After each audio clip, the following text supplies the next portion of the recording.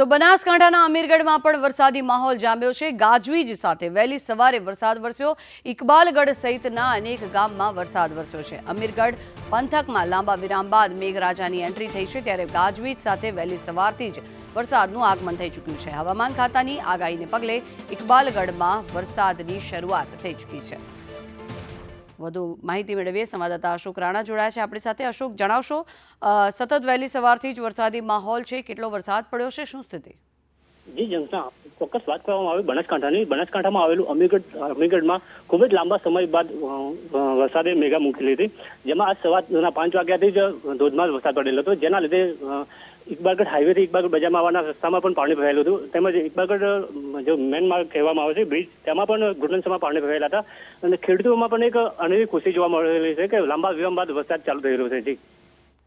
જી આભાર અશોક સમગ્ર માહિતી બદલ।